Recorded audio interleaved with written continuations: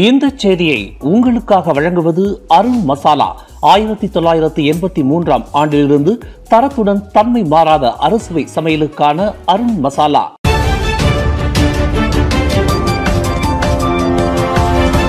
வணக்கம். திசைகளின் ஒரு மணி செய்திகள். திமோர் லெஸ்தே நாடாளுமன்றத்தில் சிறப்புரை ஆற்றிய அன்வாருக்கு கிராண்ட் காலர் விருது வழங்கி கௌரவிக்கப்பட்டது. திமோர் லெஸ்தேவுக்கு அதிகாரப்பூர்வ பயணம் மேற்கொண்டுள்ள மலேசிய பிரதமர் டத்தோஸ்ரீ அன்வார் இப்ராஹிம் தனது 2வது நாளை அந்நாட்டு நாடாளுமன்றத்தில் வரலாற்று சிறப்புமிக்க உரையுடன் தொடங்கினார்.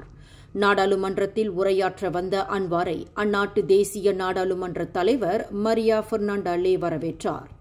இதனைத் தொடர்ந்து அரச மாளிகையில் திமோர் லெஸ்தே பிரதமர் கெய்ராலா ஜனானா குஸ்மோவை சந்தித்த அன்வார் இரு நாடுகளுக்கு இடையிலான நல்லுறவை வலுப்படுத்தும் புரிந்துணர்வு ஒப்பந்தங்களில் கையெழுத்திட்டார். அதேவேளையில் அரச மாளிகையில் அன்வாருக்கு திமோர் லெஸ்தேவின் உயரிய விருதான கிராண்ட் காலர் விருது வழங்கி கௌரவிக்கப்பட்டது. கிராண்ட் காலர் என்பது திமோர் லெஸ்தேவில் சிறப்பான சேவைக்காக வழங்கப்படும் மிக உயரிய கௌரவ விருது ஆகும். பணியில் சேர்ந்த ஒரே வாரத்தில் SPRM-இன் துணை பப்ளிக் ப்ராசிக்யூட்டர் போதைப்பொருள் வழக்கில் கைது செய்யப்பட்டுள்ளார். நேற்று செப்டம்பர் 23ஆம் தேதி அவரது வீட்டில் போதைப்பொருள் பறிமுதல் செய்யப்பட்டிருப்பதையும் அதற்காக அவர் கைது செய்யப்பட்டுள்ளதையும் SPRM உறுதி செய்துள்ளது. இந்த விவகாரத்தில் காவல்துறையுடன் இணைந்து விசாரணைகளுக்கு ஒத்துழைக்கப் போவதாகவும் SPRM அறிவித்துள்ளது. அதேவேளையில் தவறான நடத்தை மற்றும் சட்ட மீறல்களில் ஈடுபடும் அதிகாரிகள் மீது பாராபட்சம் இன்றி நடவடிக்கை எடுக்கப்படும் என்றும் SPRM எச்சரிக்கை விடுத்துள்ளது.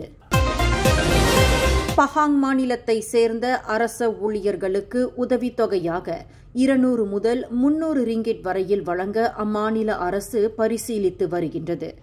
பஹாங் மாநிலத்தின் வளர்ச்சிக்கு அரசு ஊழியர்கள் அளிக்கும் பங்களிப்பிற்கு நன்றி தெரிவிக்கும் விதமாக இந்த உதவித்தொகை இருக்கும் என்று மந்திரி பசார் டத்தோஸ்ரீ வான் ரோஸ்டி வான் இஸ்மாயில் தெரிவித்துள்ளார்.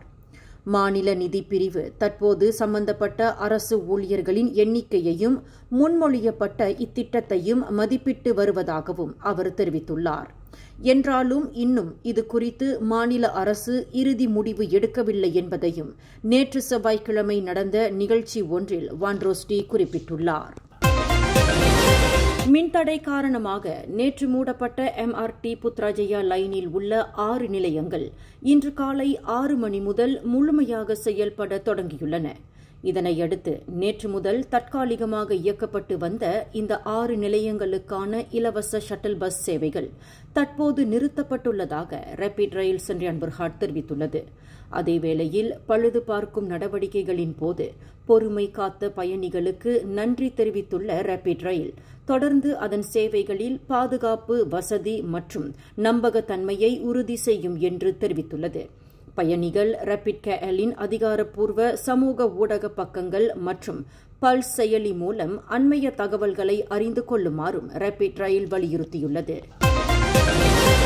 சம்மதத்துடன் உறவு கொள்ளும் வயது குறைந்த பெண்கள் மீதும் நடவடிக்கை எடுக்க வேண்டும் என்று கூறிய கிளாந்தான் காவல்துறை தலைவர் டத்தோ முகமது யூசுப் மாமாட்டின் கருத்துக்கு பெண்கள் உரிமைகளுக்கான கூட்டமைப்பு கடும் கண்டனம் தெரிவித்துள்ளது.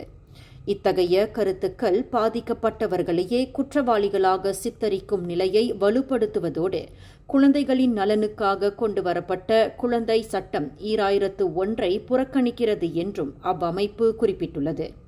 அதேவேளையில் காவல்துறை உயர் அதிகாரிகளுக்கு குழந்தைகளின் உரிமைகள், பாலின கண்ணோட்டங்கள் மற்றும் பாதுகாப்பு நடவடிக்கைகள் குறித்து முறையாக பயிற்சி அளிக்குமாறும் அரசாங்கத்தை வலியுறுத்தியுள்ளது.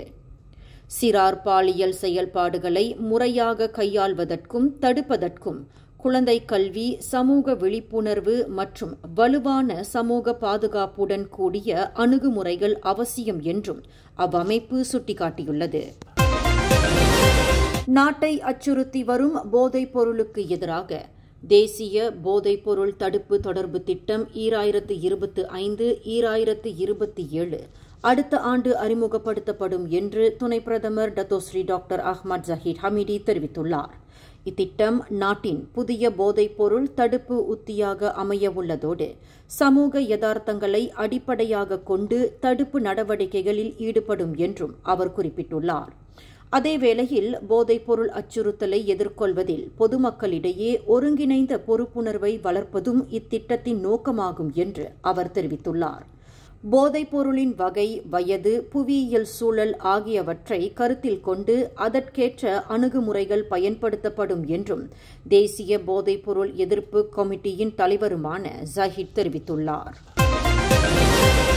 சுங்காய்பட்டாணி பீடோங் பகுதியில் 1 டன் லாரியில் 6 அந்நியர்களை கடத்தி சென்ற குற்றச்சாட்டில் 7 பேர் கைது செய்யப்பட்டுள்ளனர்.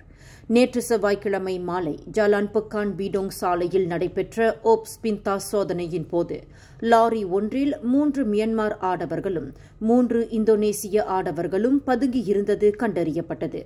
இந்நிலையில் அந்த லாரி ஓட்டுநர் உட்பட 7 பேர் கைது செய்யப்பட்டிருப்பதாக கொலமுடா தலைமை காவல்துறை அதிகாரி ஏசிபி ஹனியான் பின் ரம்லான் தெரிவித்துள்ளார். இந்த செய்தியை உங்களுக்காக வழங்கியது அருண் மசாலா. 1983ஆம் ஆண்டிலிருந்து தரத்துடன் தன்மை மாறாத அறுசுவை சமையலுக்கு அருண் மசாலா. மேலும் செய்திகளை தெரிந்து கொள்ள கீழே இருக்கும் பெல் பட்டனை அழுத்துங்கள். உங்கள் மகிழ்ச்சியை வெளிப்படுத்த லைக் மற்றும் ஷேர் செய்யுங்கள். தொடர்ந்து திசைகளோடு இணைந்திருக்க சப்ஸ்கிரைப் செய்யுங்கள்.